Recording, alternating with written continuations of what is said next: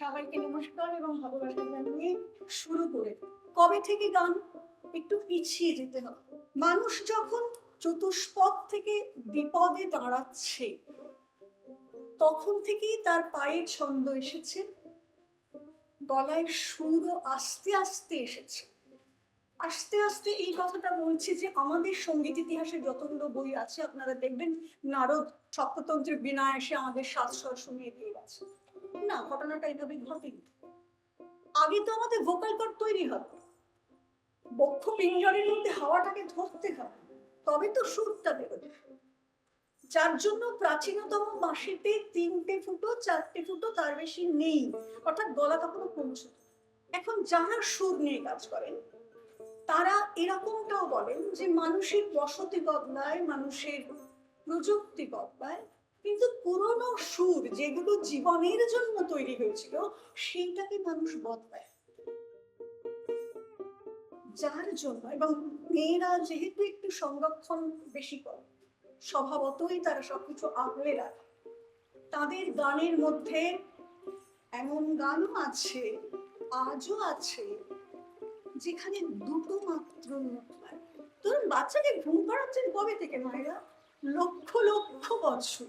দোলনাটা দোলাচ্ছে, দোলনাটা এখানে যায় আবার ফিরে আসে, জাস্ট এই দুটো নোটের মধ্যে দোলনার কাজ করছে। অর্থাৎ সুর বা গান সেখানে জীবনের অঙ্গ।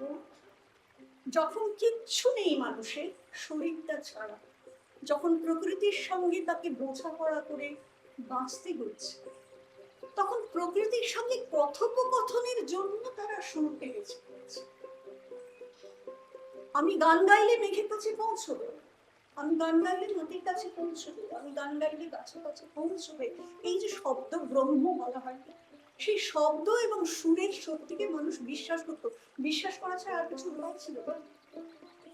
কেন গুহায় যখন সে ছবিগুলো আঁকছে, তার হাতটা আছে, মুখটাতে নুড়ি পাথর আছে, আর গলাটা আছে, পায়ে বলতে আছে।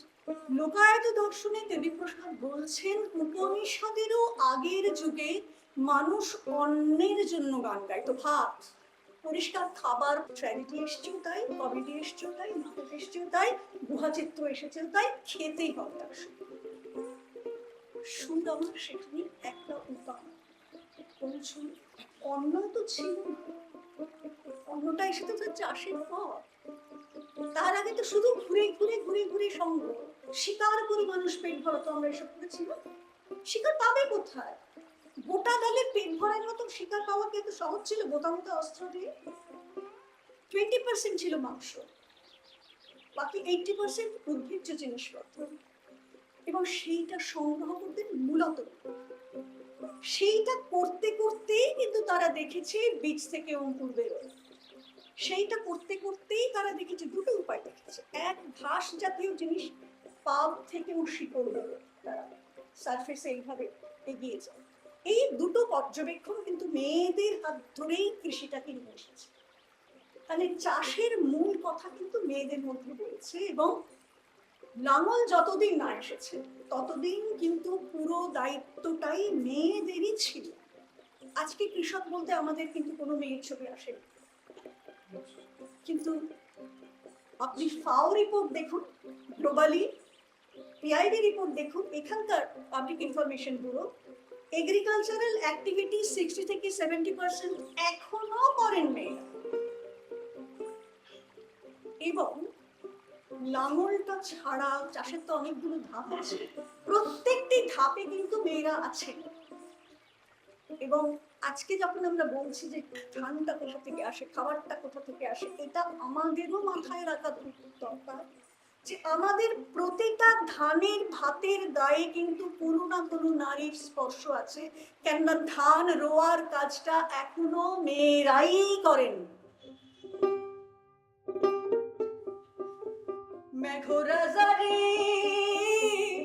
তুই নিশোদর ভাই, এক ঝুড়ি মেঘ দে ভিক্ষা করে যায়।